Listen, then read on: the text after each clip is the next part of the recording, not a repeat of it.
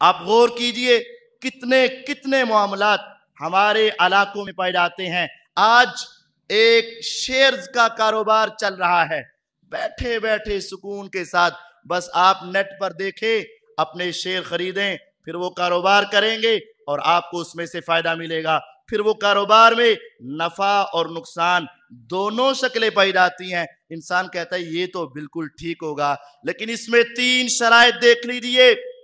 پہلی شرط یہ ہے کہ وہ کمپنی کاروبار کیا کر رہی ہے۔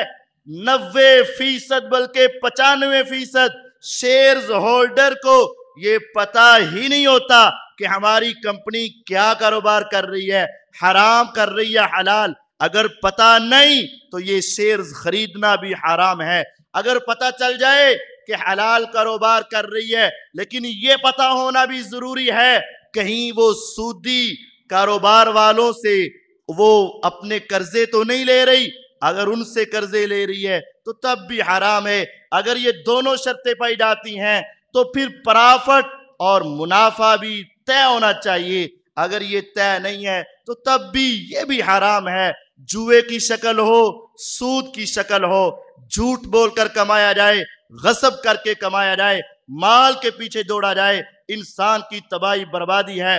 ہمیں یہ سوچنا چاہیے کہ ہم کہاں کھڑے ہیں اور کس دنیا کے پیچھے دوڑ رہے ہیں۔ میرے پیغمبر علیہ السلام نے اسی دنیا کے بارے میں کہا تھا، لو كانت الدنيا تعدل عند الله جناح بعوضہ ما سقا کافرا منها شربۃ ماء۔ اے انسان، آج دنیا کے مال و دولت کے پیچھے دوڑ کر آپ یہ سمجھتے ہو کہ میں کامیاب و کامران۔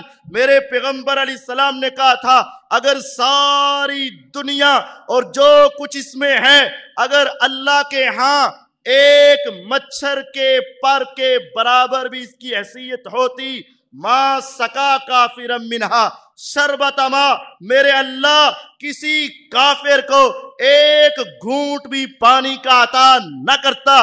یہ ساری دنیا اللہ کے ہاں ایک مچھر کے پر کے برابر بھی حیثیت نہیں رکھتی، پھر تو اس دنیا کے پیچھے دوڑ کے اپنے رب سے غافل کیوں ہوتا ہے؟